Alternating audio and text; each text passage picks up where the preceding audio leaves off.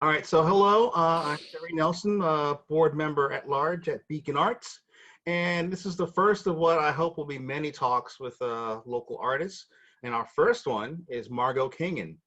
And Hey. hey, Hi. if you have a Facebook account and you're friends at Margot, then you're familiar with her family photo album. And we're going to talk a little bit about that and just about art in general and how it's been since the quarantine. How are you? Yeah, I'm good. Getting used to the new normal. How's the family holding up? We're good. We're okay. It's overall I'm grateful. We're all healthy. We have heat and hot water and toilet paper and food, so we're in a good place. It's taken a little while for everyone to find their rhythms, but Yeah. you know, Yeah, we're in the same. Well, I'm in the same boat as you. I have a yeah. only child, teenager at home. So Right. Yeah.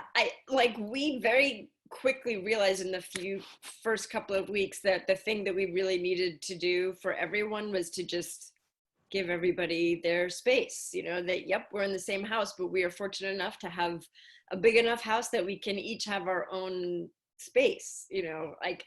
When Josh and I first met, we were living in a tiny railroad apartment in ghetto Williamsburg. And I keep thinking what this would be like if we were living in that kind of a space where there weren't any doors. It was just, you had to walk through every room to get anywhere. oh wow. So was it like at one of those railroad apartments? Yeah, yeah, Okay, exactly. gotcha. So Yeah. tell us a little bit about the family photo album and how that got started. Yeah. So, for a couple of years now, I've been doing some version of a photo a day, mostly because I really struggle with maintaining a regular studio practice. I work freelance, my schedules are all over the place. I never know one minute to the next. And so when I do have a chunk of time, there's always this kind of decompression, couple of days, and then I get into the studio, and then it's time to go back to work. And so everything is always out of whack. And I figured that one thing I could do consistently was just take a picture.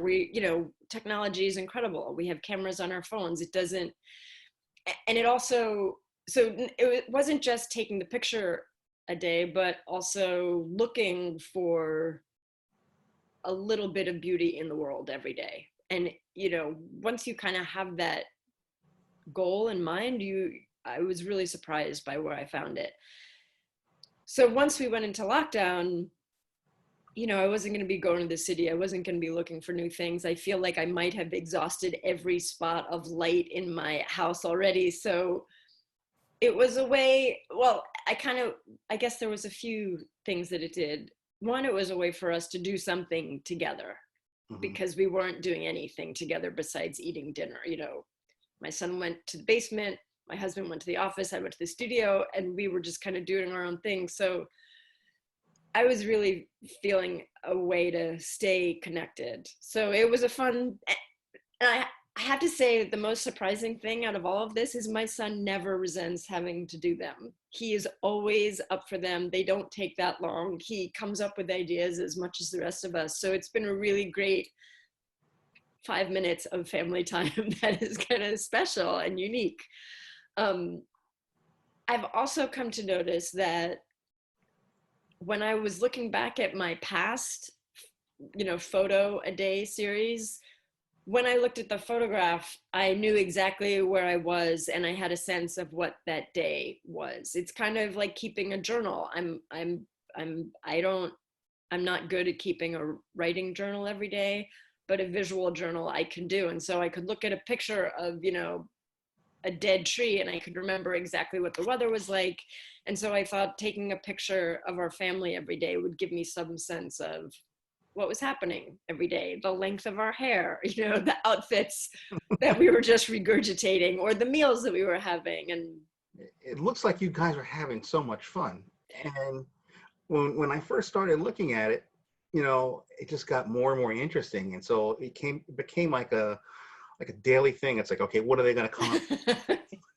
So who comes up with the idea? Is it Jameson or is it you? It's collective. It really is collective. I think I probably started it because, so just to get the technological stuff out of the way, I'm just using an iPhone and a self timer and this ridiculous jury rigged tripod that's not even a tripod.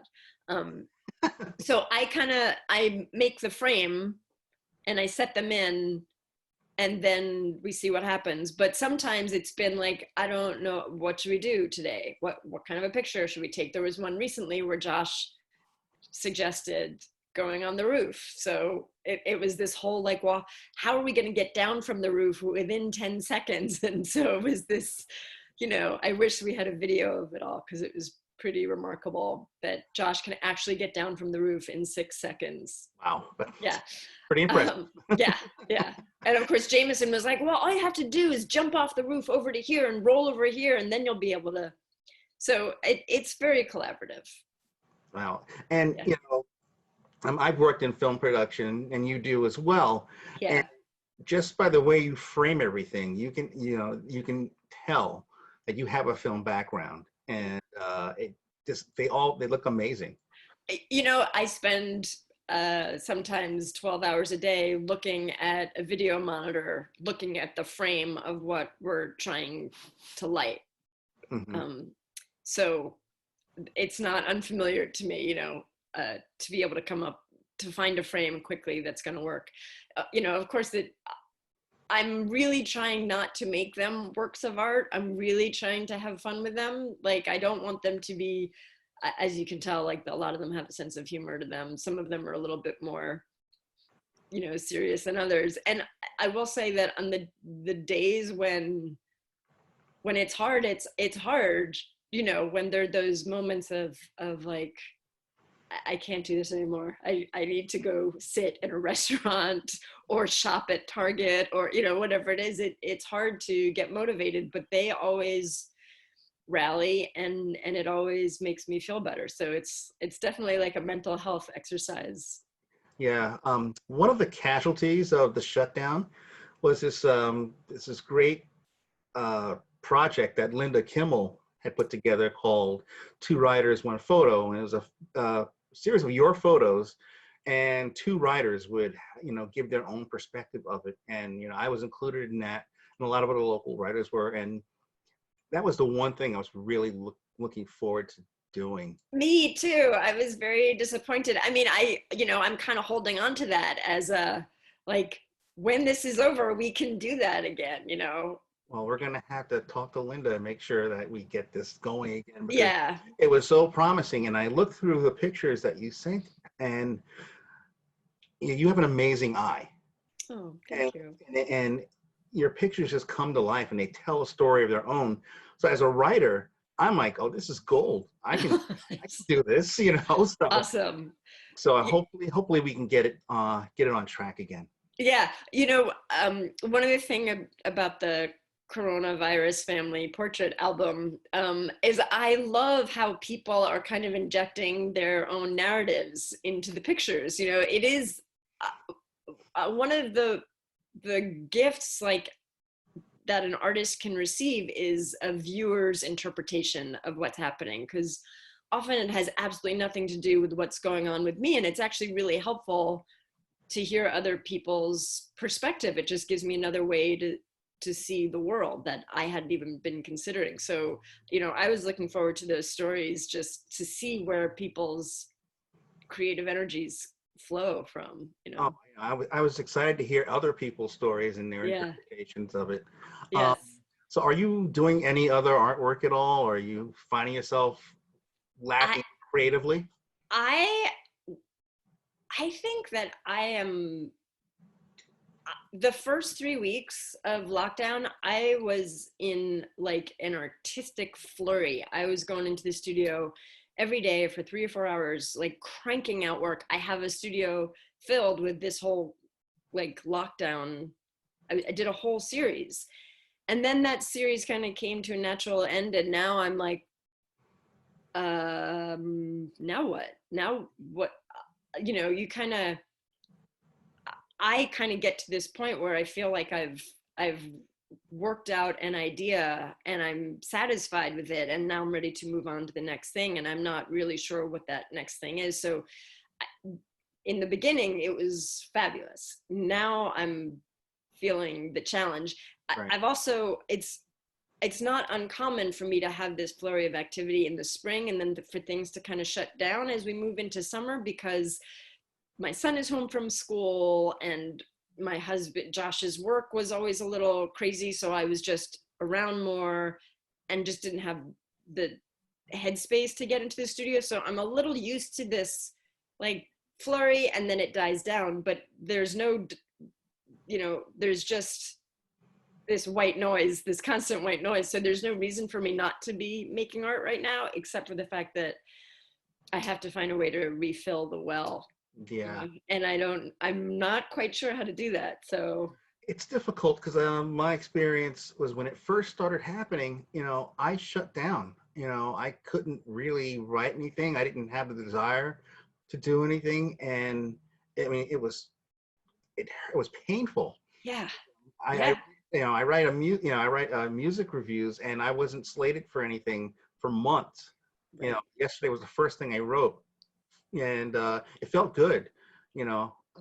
But I understand, like, when you feel like the well is empty, It's it, really hard. it's a bad place, man. It's a bad place. And, I'm really trying to embrace this idea of it's part of the process. And you have this huge outpouring, and, it's like running a marathon. You go and you exert all this energy and you burn all these calories. And now you kind of need to rest and sleep and eat.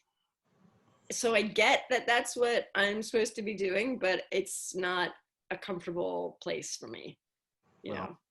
well, the family album has been like one source of joy for everybody during this time of uncertainty. And I'm I'm really glad to hear that. That's great. where else can we see your art? Do you have a website? I do. It's very, very out of date. So I do post most frequently on Instagram, and my handle, is that what it's called? I don't even know what it is. My Instagram name is just M King on Instagram. So that's where really most of my work from the last 3 years is, because my website's not happening. Hear you. Can I do a little shout out? That I just wanted to tell folks something. Julie Shiroshi, who I'm sure a lot of Beacon people know, has organized a fundraiser / art sale for Fairground. And for those of you who don't know what Fairground is, they have been addressing the needs of the food insecure people in town. They've set up the little food pantries in Beacon and Wappingers, and they're going to have one in Newburgh shortly.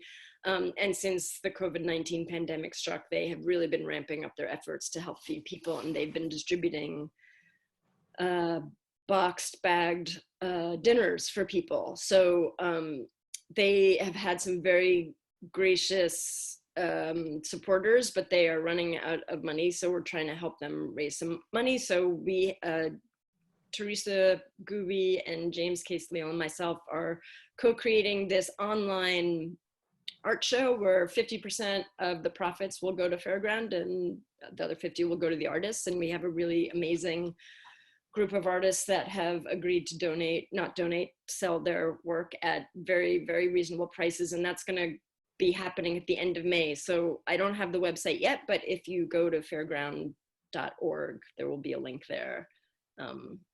And so it's a great way to help artists and to help feed people who don't have much right now. And we can also get that information on Beacon Art's website and get that distributed that way as well. Fabulous. That'd be great. Thanks. Margot, thank you so much for giving a little bit of your time. Say hi to Josh and Jameson for me. I will. Thanks for this. It was really fun. And I hope I see all of you again soon. Take care. In real life, wouldn't that be nice? Until then, be well, be safe. Thanks. You too, Terry. Take care. Bye.